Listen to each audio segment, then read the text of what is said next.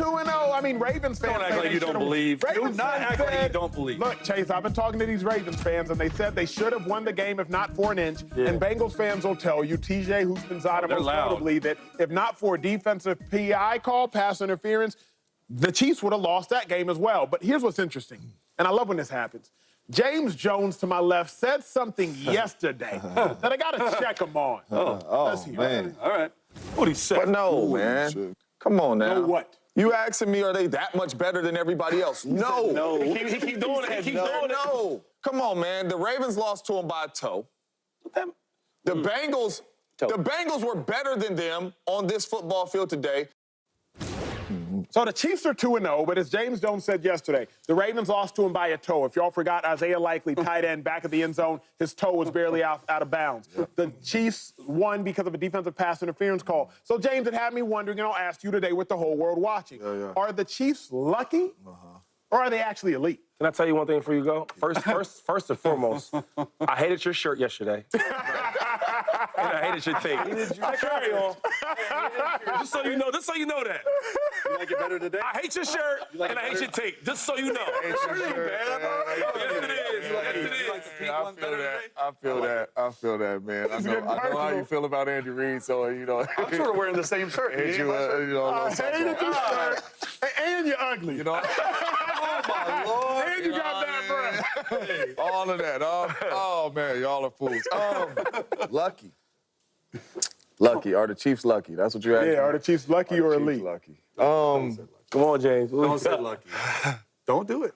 You know, another thing that they say is luck favors the prepared. That's what they say.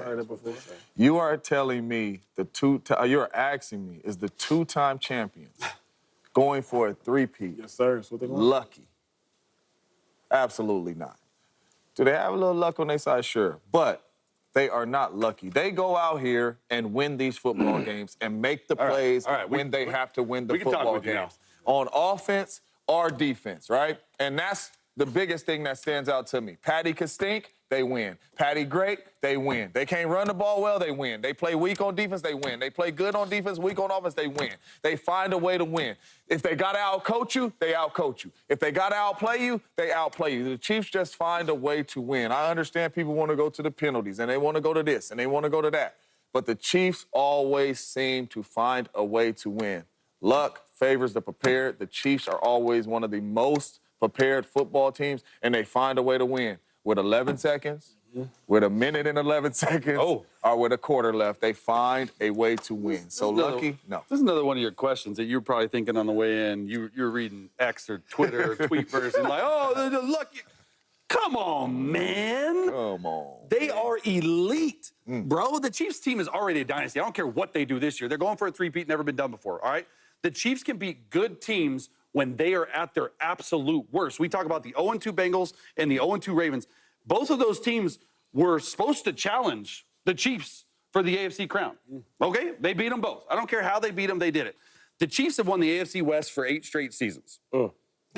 Mahomes has been a starter for 6 years. This is his 7th. Since he's been a starter, KC has won 4 AFC championship games and 3 Super Bowls. They have been to the AFC championship game all 6 years as a starter. What else do you want? Okay, their Mahomes' career record is 8-2 versus the NFC's best. 4-0 versus 49ers. They're the best team. They're 4-0. Mahomes' career versus AFC's best. They're 5-1 versus the Ravens. They're 4-3 versus the Bengals. Mahomes is 30-5 versus the AFC West. 30-5. Last season, lost Tyreek Hill. We ain't doing it. Worst Mahomes season in the history of him as a starter.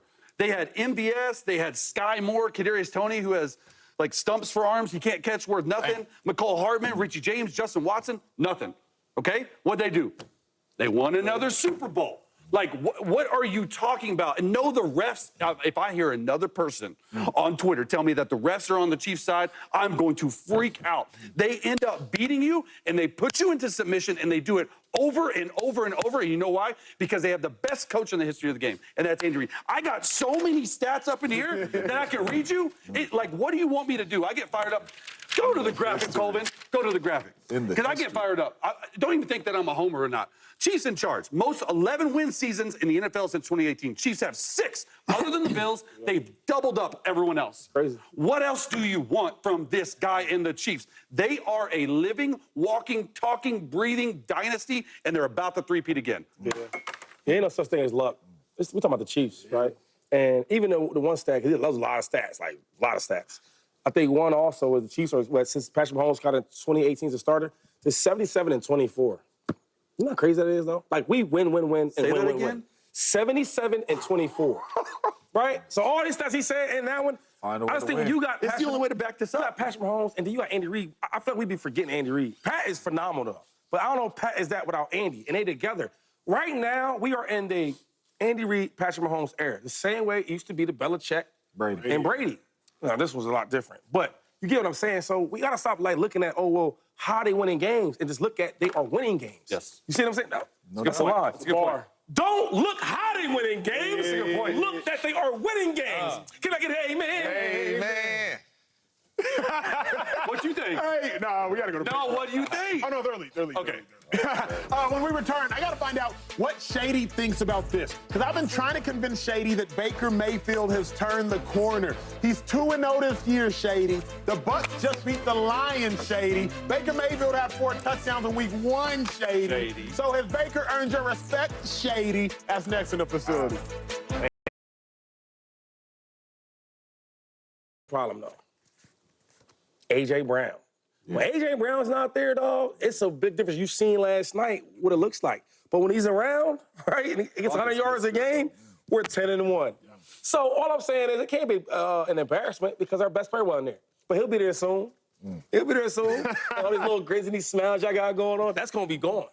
I thought he was there, though. 26 ain't the best player? He's not better than A.J. Brown. Oh, I'm just asking. But he'll be back. We got a lot of them great players. You know what I mean? We got a lot of them, dog. Littered I think a lot of people should be embarrassed. I'm going to be real with you. I think Vic Fangio, the defensive coordinator, embarrassed. I think Howie Roseman, the general manager, because no pass rush, embarrassed. I think the defense, because you let Kirk Cousins go 70 yards down the field with a minute left, embarrassed. I think Saquon Barkley dropping a wide-open pass on third and long, on third and short, embarrassed. I think Quinyon Mitchell, the rookie, embarrassed. Now, I don't think Jalen Hurts should be embarrassed. I don't think the offensive line should be embarrassed. I don't think Devontae Smith or Dallas Goedert should be embarrassed. But I think there's a whole lot of people inside that building today that should be embarrassed. Because I drew a blank last time you said that. Why you keep putting it on Howie Roseman? Howie Roseman was people were saying he should be GM of the year with what he did. You get Saquon, every year. You sign AJ, you sign Devontae, you got Dallas Goedert. He's doing everything. You know Hassan Reddick wanted big-time dollar. That's why he ain't with the Jets now. So you say, you know what? He ain't going to play for us. Let me try to go do something else. This young fella had 10 sacks. Let me go try to give him some money and bring him up, whether he's good or not. I feel like Howie Roseman did his job. Why you keep saying Howie does an excellent job. Howie, a friend of mine. But again, I'm the lone defensive player. I'm looking at the defense. Think about the defensive line. Jordan Davis, you drafted in the first round within the last 3 years. He's not a pass rusher. You go and acquire Bryce Huff and you pay him $50 million. I would have given that $50 million to Hassan Reddick. So now you acquire, no doubt about it. But either way, Daniil Hunter, he left from the Minnesota Vikings to the Texans. Pass rushers was moving. You acquire Bryce Huff. You choose to start Josh Sweat. So now the defensive line has no elite pass rusher that can win one-on-one. The linebackers, you pay Devin White $5 million, and he was inactive. He was inactive. The DBs, I like what you did at DB, but you still have Reid Blankenship, who I don't think will ever be like a Pro Bowl caliber safety. Well, he's solid. He's solid, but I don't think he'll ever be a Pro Bowler. Then you got him in the secondary behind a rookie. So now y'all do the math. Rookie plus solid equals weakness. You feel me? So really quick, though. Really quick. You feel me? Because we had the conversation, and we said, it's a couple championship rosters, right? Is Philly one of them? Because of their defense, I don't think so. But before Philly you don't have a championship. Wait, before you seen them play, I was worried about the defense. I was always worried. They have a championship offense. Now, here's my take, if I wanted to skew it. They have a championship offense, and it's an offensive league. So if I wanted to just not even talk about the defense, which is what I say, they got a championship roster, and it's an offensive. They got a championship offense, it's an offensive league. But you can't look at the Eagles' pass rush knowing a Nick Bosa exists and say, oh, yeah, they're knowing a Fred Warner exists. You feel me? So I can't in good faith, knowing that the Packers have a Quay Walker out there, knowing that they have a Jair Alexander out there, knowing the Detroit Lions have Aiden Hutchinson, who got 5 sacks last game alone. Yeah. I can't in good faith. That's the only thing I will say we're missing, right? Because I was looking for Huff all night. It was so bad. I remember I had to text, I won't tell you who I texted, but I texted somebody from the Eagles administration, like, yo, what number is Huff? Because, like, I don't see no pass rush. So he has a point with their pass rush. When we talk about a team, we do have a championship type of team. Yeah. Offense. At the end of the